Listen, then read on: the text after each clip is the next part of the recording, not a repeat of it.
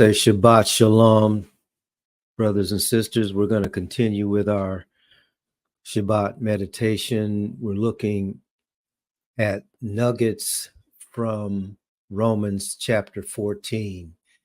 And as always, we begin our study with the understanding that we are to study to show ourselves approved unto the Most High, workmen who need not be ashamed, rightly dividing the word of truth, and that all scripture is God-breathed and is therefore profitable for doctrine, for reproof, for correction, for instruction in righteousness, that the person of the Most High may be complete, thoroughly furnished to every good work. We have been in Romans chapter 14 for several weeks now, and so this will probably be the last time that we'll be covering the principles in Romans chapter 14.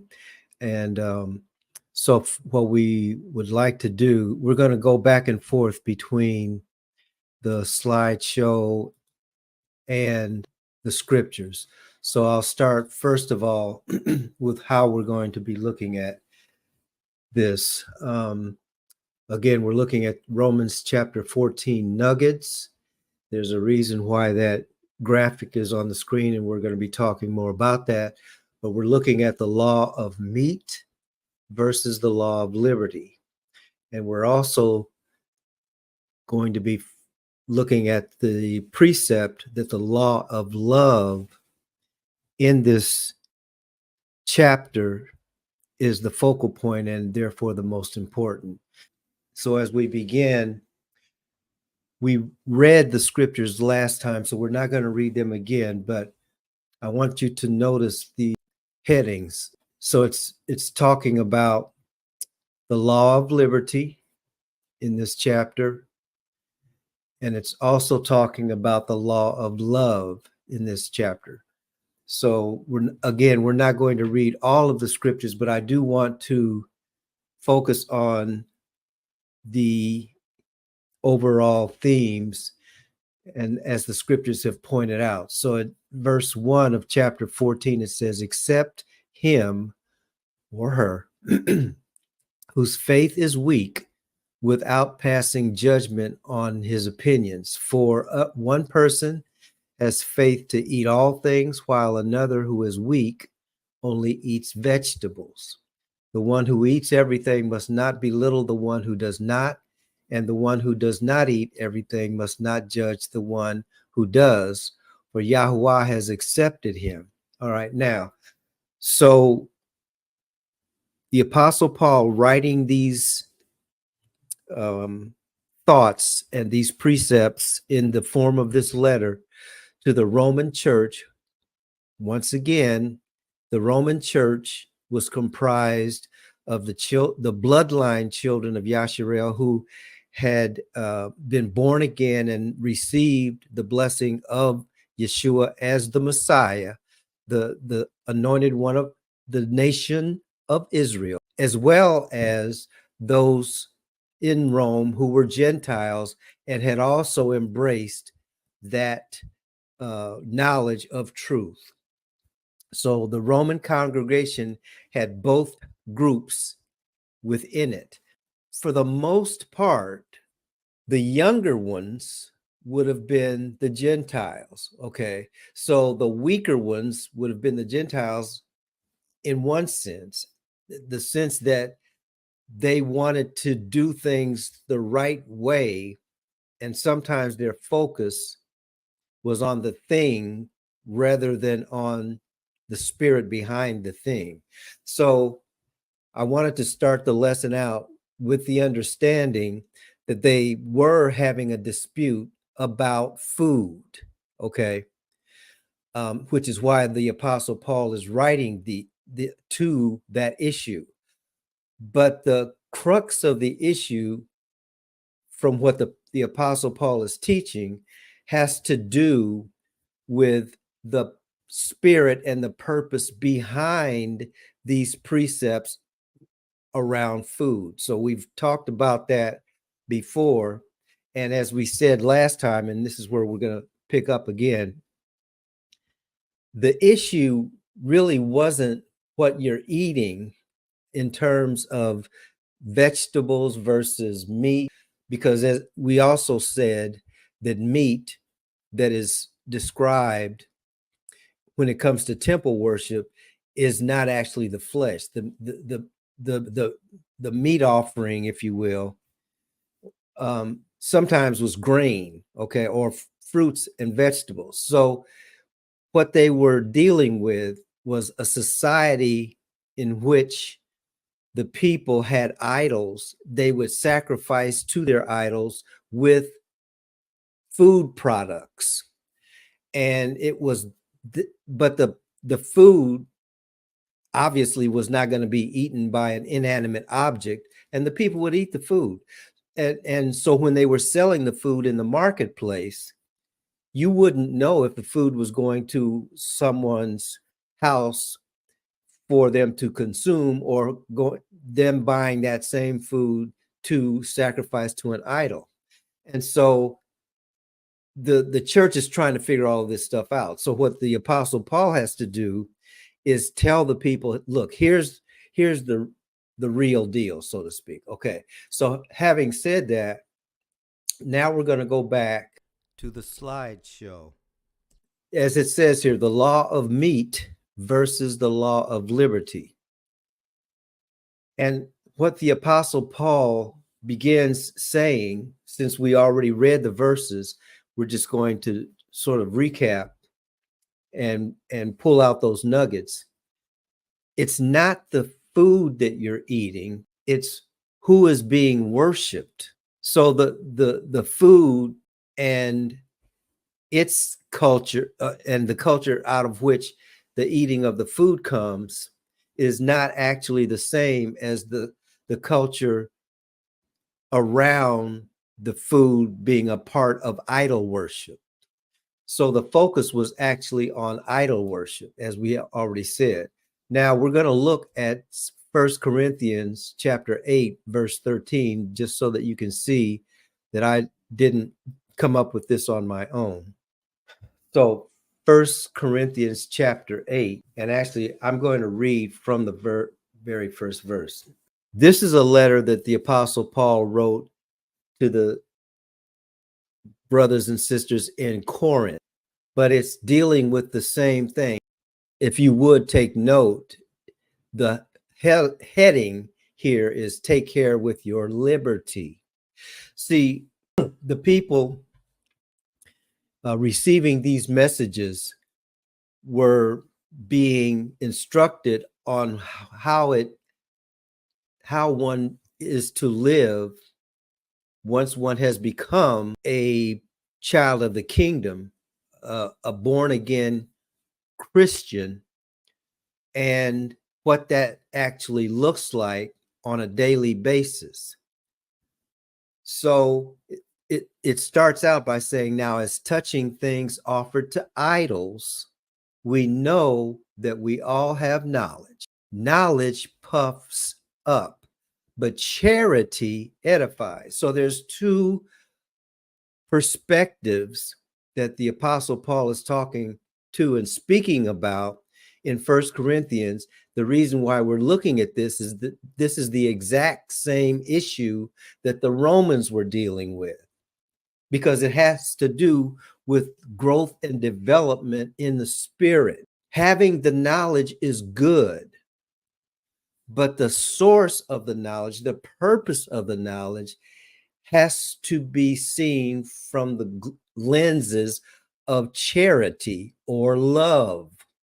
Okay, because that it was the love of the Most High that allowed his people to become his people. Okay, so verse 2 says, and if any man think that he knows anything, he knows nothing yet as he ought to know. But if any man love the Most High, the same is known of him. So all of these rules and regulations have to do with how we are to love the Most High. Okay, it's not here's some rules and here's some regulations, and we will be weighed by what we do with the rules and the regulations. You have to look behind the rules and the regulations to the purpose. And the purpose is, if the Father says do something, I'm going to do it because I love the Father, which, if you remember, is the first and great commandment. Love the Most High with everything you've got. And then the second commandment, love your neighbor as yourself. He's still dealing with these two commandments as he's speaking in 1 Corinthians chapter 8. Verse 4 says, as concerning, therefore, the eating of those things that are offered in sacrifice unto idols, which is what we were talking about before. We'll continuing that verse 4. We know that an idol is nothing in the world. There's none other Elohim but one. For though there be that are called gods, whether in heaven or in earth, as there be gods many and lords many. In other words, what he's saying here is, I know that there's a lot of gods around here. I know that you have worshiped a lot of other gods, whether you're worshiping the gods in heaven, such as the planets or the stars, or whether they be gods on earth, where you worship trees or you worship crocodiles or just pieces of rock that are carved into human figures. Okay. And so what Paul is saying is, I get it. I know that there are all kinds of other gods. Verse 6, but to us, now that's the key thing.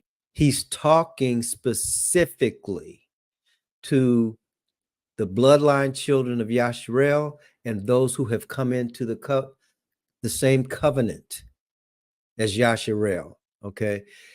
But to us, there's but one God, the Father, or the source, of whom are all things, and we in him, and one Master, Yeshua HaMashiach, Jesus Christ, by whom are all things, and we by him.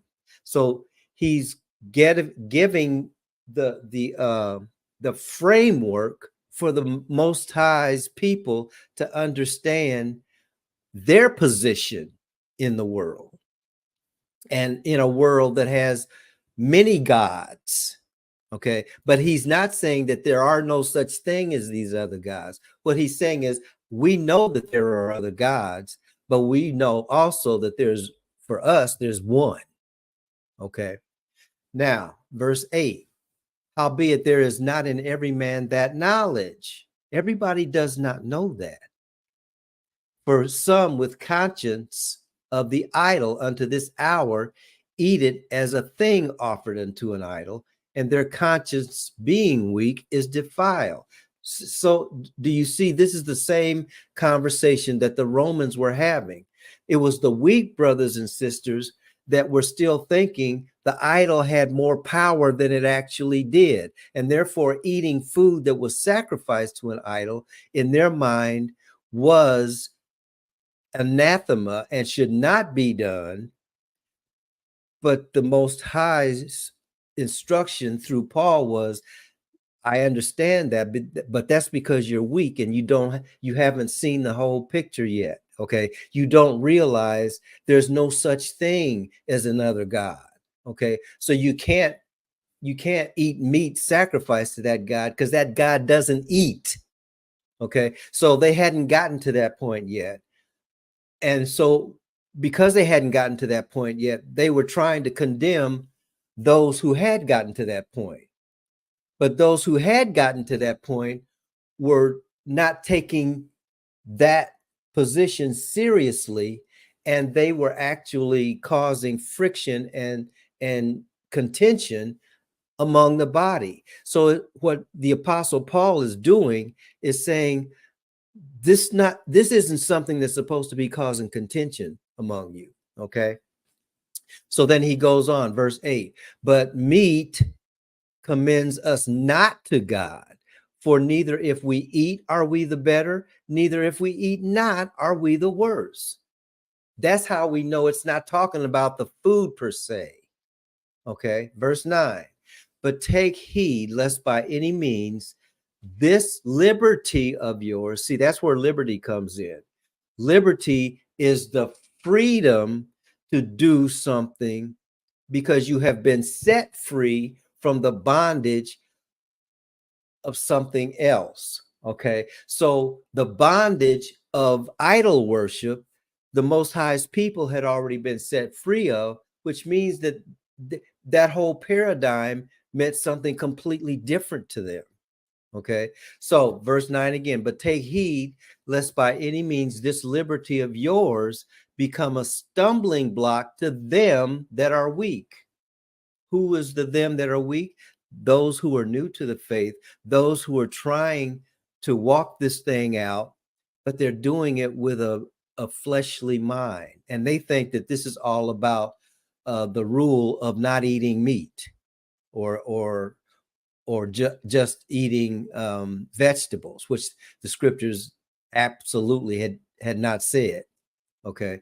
Now, verse 10, for if any man see you, which have knowledge, sit at meat in the idol's temple, shall not the conscience of him which is weak be emboldened to eat those things which are offered to idols? And through your knowledge shall the weak brother perish for whom Christ died? But when you sin so against the brethren and wound their weak conscience, you sin against the Messiah. So in essence, what he's telling the strong is, look, don't be flaunting your liberty, because that would cause your brother who hasn't gotten there yet to be weak, because they actually think, okay, so really what you're saying is it's okay for if I can eat what's offered to idols, there's nothing wrong with me being in the idol's temple either. So they would slip right back into idol worship. And that's why from heaven's perspective, both of those positions have to be brought together, which means that you have to look at the purpose of the unction from heaven as to what to do with these things. Okay. Starting at verse 11, and through your knowledge shall the weak brother perish for whom Christ died? But when you sin so against the brethren and wound their weak conscience, you sin against the Messiah. So in essence, what he's saying is, if you make your brother sin by doing something that you really don't have to do in front of him, and therefore you won't be encouraging him to do it, then you've done that to the Messiah. All right. So you've sinned, in other words. All right. So because whatsoever is not of faith is sin. Wherefore, if meat makes my brother to offend, I will eat no flesh while the world stands, lest I make my brother to offend. So if that's going to be an offense to my brother, I change my eating habits because I'm the stronger one. All right. So I don't expect the weaker one to follow me. I respect where the weaker one is. That's the mark of a true believer. All right. So now we'll go again back. Okay. So the whole purpose is that we should live so as we uplift our brethren rather than offending our brethren. So those of us who are strong may have to change our diet, not vice versa. Okay. And then verse 12 says, because we're going to give an account for this. Okay. We're going to give an account for whether or not we caused our brother to stumble, not because of our dietary practices. The dietary practices are subservient to the purpose for the dietary practices. That's the point. Okay. So the law of meat versus the law of liberty. Yes, I'm free to do these things. No, I'm not free to do these things if they offend my weaker brethren, because they are the most important, not my will. See, this is a completely different way that the Most High's people are to operate from how the world operates. The world says, no, you have to conform to what our mores and attitudes are. In the spirit realm, in the world of the spirit, in the mind of the spirit, it's those who are stronger serve those who are weaker. They don't make those who are weaker serve them. Okay. And that has to do with something that goes all the way down to what we eat. All right. So we have to learn to parse out the spiritual intent of the Most High's laws. See, so what? Okay, so one other thought with that law of meat versus law of liberty. In the process of teaching those who are weak, those who are strong are also teaching. Now you know what the real purpose of this law is, right? Or if you don't, let me explain it to you. All right. So the more the weaker brother is given the explanation, the more the weaker brother or sister can grow into the knowledge that, oh, it doesn't really matter what I eat, but I'm not supposed to entertain the culture of idol worship. So that's the point. The point is idol worship. It's not what I eat. So eventually that brother or that sister may come to the same position as the stronger brother. And then the meat part is not a problem. Okay. Because they have been instructed in the right way to understand the purpose. Okay. So now the next point, the law of love is the most important. Okay. So we already read 1 Corinthians chapter 8, verses 1 through 13. So verse 13 tells us again, we are the us in this case. Verse 13 tells the stronger brethren and sisters not to put stumbling blocks and obstacles in the way of the weaker brothers and sisters. But so everything that you do, everything that we do because we love the Most High and we love the Most High's people. And therefore, as the scriptures are instructing us, we submit ourselves one to another. And the people who teach submission aren't the weak ones. The people who teach submission are the strong ones. See, that's the opposite of the Babylonian mind that the church has been operating under. We exalt those who are supposed to be the stronger by submitting to them, when in actuality, the stronger submit themselves to the weaker. Not in terms of sinning, but so that the weaker will not fall into sin. Okay, so the way that we stop putting stumbling blocks and obstacles in our brother's way is by saying, okay, well, since that's how you see this, then we'll do this thing together. I won't eat it either. All right. But as you gain more understanding, we'll revisit this again. So the stronger has submitted themselves to the weaker in faith.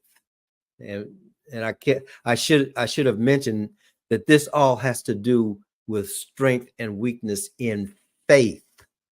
So what is the motivating factor? It's love for the Most High, the first commandment, and love for the Most High's people, the second great commandment. The weak are encouraged by the strong because the strong pursue that which leads to peace and leads to edification of their brethren, or in this case, those who are weaker in the faith. Okay, so then we get to verses 14 through 19, and we're specifically told nothing is unclean in and of itself. It's how we think about it. Now, we probably should do a much more in-depth lesson on this, because brothers and sisters, this is all about how the children of Yasharel were given to operate within the temple worship structure. All of this is about that. Okay. Don't forget, the leaders in Yasharel, in Israel, were not picked by Israel. They were picked by the Most High. And the leaders and the priest were one and the same. Those who led the nation were the priests. All right. It was the nation that wanted a king. The Most High set the nation up so that the leadership would come from inside the tabernacle. And I'm not talking about the human beings inside the tabernacle. I'm talking about he who sits in the Holy of Holies and visits with his people through the Holy of Holies. That's the leader of Yasharel. He is the leader. Okay. And so when we as a people decided, no, we don't want him as our leader. We want a king like everybody else. And that's when Samuel was told, well, give him a king then. All right. But that's not how the Most High had set things up. Now, why are we saying this? It's because the whole notion of that which is unclean and that which is clean was related to sacrifice. Everything was related to the innocent having to be killed for the guilty, the system of sacrifice. And so there were only certain animals that could be sacrificed. Therefore, there were only certain animals that should be eaten. And that which is clean and that which is unclean did not come from human beings. It came from the Most High. But he, in giving those instructions, already understood, look, nothing is unclean in and of itself. All right. It's what has been determined to be clean and unclean by me. All right. And therefore, how you think about it has to be the way that I have laid it out, not by what you think. Again, I know of denominations, I know of people who use Genesis, the first few chapters, to say we are only supposed to eat fruit and vegetables. I also know that in that same book, Genesis, after Moses, no, actually before Moses brought all the animals into the ark of safety, when right before the flood happened, he was told to bring into the ark not animals by two only. Clean animals were to be brought in 7 by 7. Okay, so before they even before they even experienced the flood, the Most High had already taught them about animals that are clean and animals that are unclean. This is how we know what the intent was. Well, why did they have 7 clean animals but only a pair of unclean animals? It's because the unclean animals were not going to be sacrificed. The clean animals were going to be sacrificed. Okay, so it was always about sacrifice, which is the way to worship the Most High. It's the way that the covenant that the Most High has with his people is cut. It's cut through sacrifice. It's cut through the shedding of innocent blood.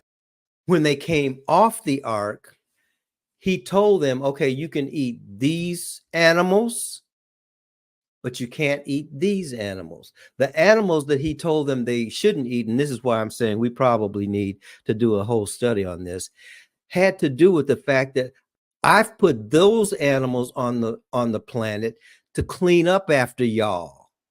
They're to eat your crap and turn it back into something useful. So don't eat those animals, okay? Because what that means is you're eating your own feces, if you will, to be blunt about it. Okay, so it had to do with the cleansing process that the Most High put into the earth to continually renew the earth. And so the animals that are on the earth for that, we're not supposed to eat. And that's where the shrimp comes in. That's where I'm sorry, I have to say it. That's where the catfish come in. That's where the reptiles come in. There are a host. Well, that's where the birds of prey that are the so-called scavengers come in. All of those animals are considered unclean. Okay, so that purpose was twofold. One of them was, here's how you maintain the renewed planet that I have made for you. I have told you how you can prosper, how you can sustain yourself, but I've also told you how the rest of the planet is sustained, because you always are going to mess it up. So I've put animals here that will clean up your mess. What's that got to do with the law of love? He loves us and the planet enough to have configured it in those ways. So when we do what he's given us to do, then that's how we live. And therefore, we return back to him the blessing of his looking out for us. All right. But it doesn't have any, well, it has less to do with the fact that, you know, we're not supposed to eat horses either. Okay. So it has less, or dogs. Okay. Let me stop. But the point is, it's not the meat of the animal itself. It's the purpose that the Most High gave for the animal. And that's why we say it's how we think about that. So we don't eat what he says not to eat, because that's what he has given us in terms of how to prosper on the planet. All right. It's not that he didn't create an animal to be unclean. He identified animals as unclean by their function. I should have started by saying that. Some animals are not to be sacrificed. One last thing. We're talking about animals, but if you remember,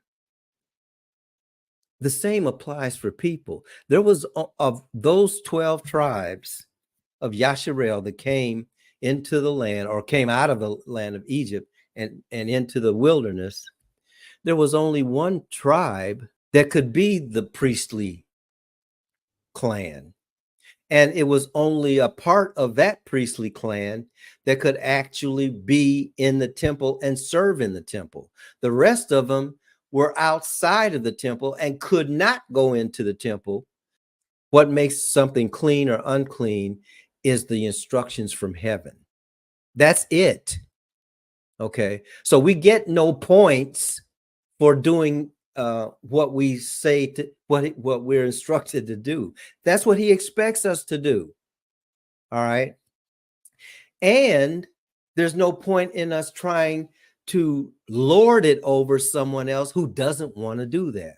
Okay. Why? Because the kingdom is not about meat and drink.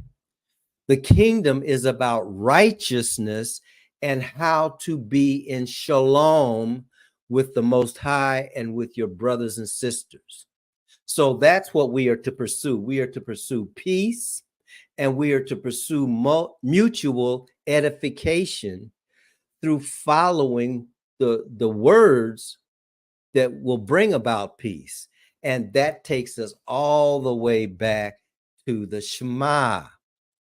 Hear, O Yasharel, Yahuwah, your source is one, and you shall love the Most High with all your heart, with all your soul, and with all your might. And as we do those things, it's with that understanding, it's with love of the Most High that we do what the Most High tells us to do. And it's also with when the Most High instructs to us. Now, you know that I'm the only God. You do know that, right? Okay. So once we come to that understanding, we know I can't sacrifice to something that doesn't exist. All right. So that's a growth process. But if my brother or sister has not gotten to that point yet, then I love my neighbor as myself by surrendering my liberty in the Most High, so that they will not be offended. That's how the Most High's people are to work. So we'll stop there. We just covered Romans chapter 14, the nuggets in it. Father, bless you and keep you. Father, make his face to shine upon you and be gracious to you. Father, lift up his countenance upon you and give you his shalom.